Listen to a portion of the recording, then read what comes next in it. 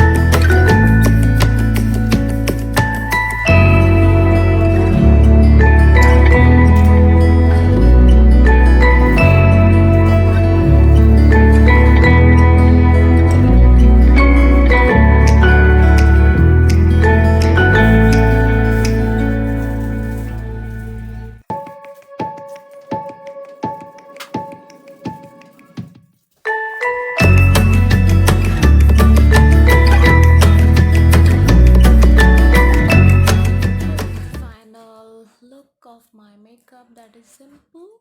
I use the ombre shade, little light gray and little light peach.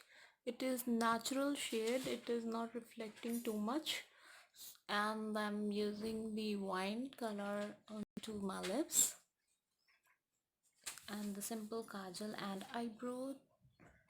And this is the today's look.